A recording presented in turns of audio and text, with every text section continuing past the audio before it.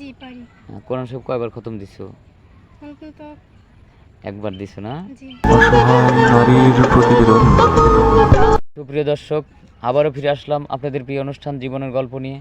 আমাদের ক্যামেরার সামনে হাজির হয়েছে এক টুকটুকি পরীর মতো একটি মেয়ে, কিন্তু খুবই অসহায় এবং এতিম। তার বাবা মা কেউ নেই, মামার কাছে মানুষ। তো প্রথমে আমরা তার কাছেই জানতে চাই যে কী জন্য আমাদের ক্যামেরার সামনে আসছে।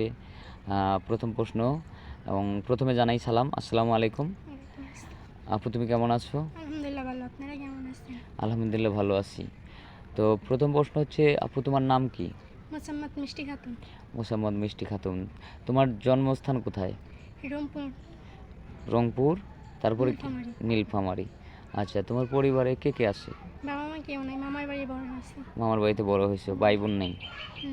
না। আচ্ছা, অনেক কষ্টের জীবন, মামার কাছে মানুষ হওয়া মানে খুবই কষ্ট। জি।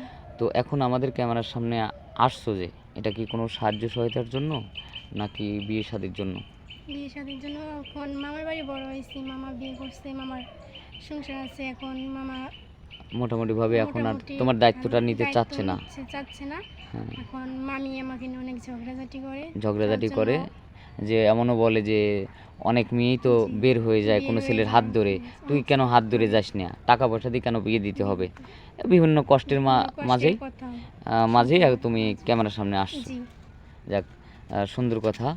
তো ইনশাল্লাহ তোমার আশা পূরণ হবে, যেহেতু আমাদের ক্যামেরার সামনে আসছো, কোনো না কোনো সাহায্য সহায়তা অথবা বিয়ে শাদী যেই হোক হবে, ইনশাল্লাহ একটা কিছু হবে।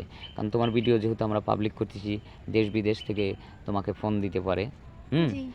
তো তোমাকে চাইতে পারে, তো সেক্ষেত্রে কি তোমার কোনো ফোন নাম্বার আছে? না।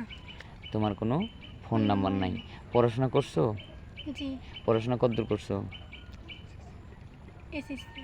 এসএসসি পড়ছো?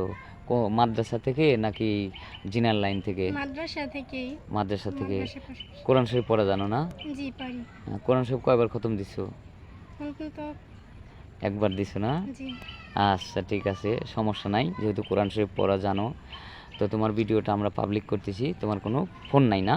না। তোমার সাথে যোগাযোগ করতে হলে আমাদের সাথে যোগাযোগ করতে জি। হবে, এই তো? জি। তো ঠিক আছে, কোনো সমস্যা নাই। আমরা ভিডিওটা পাবলিক করতেছি। সুপ্রিয় দর্শক, শুনলেন, আমরা আর স্ক্রিপ্টটা বাড়াবো না। মেয়েটা খুবই অসহায় এবং এতিম। তার মামির কাছে নির্যাতিত হচ্ছে, যার কারণে খুবই অসহায়ভাবে আমাদের ক্যামেরার সামনে আসছে। তো যদি কেউ সাহায্য সহায়তা করতে চান, তাহলে আমাদের মানে স্ক্রিনে আমাদের নম্বর দেওয়া থাকবে, হোয়াটসঅ্যাপ আর ইমো দেওয়া থাকবে। আর যদি কেউ বিয়ে শাদীও করতে চান, সেক্ষেত্রেও আপনারা আমাদের সাথে যোগাযোগ করবেন। আমাদের ফোনে ফোন দিবেন এবং হোয়াটসঅ্যাপ আর ইমো, অযথা ভিডিও কল দিবেন না। যদি অযথা ভিডিও কল দিয়ে থাকেন, তাহলে কিন্তু আমরা ব্লক মারতে বাধ্য হব। অডিও কল করবেন। আর সেই সাথে আমাদের চ্যানেল যারা দেখেন দেশ বিদেশ থেকে, সবারই শুভকামনা করছি। আল্লাহ হাফিজ।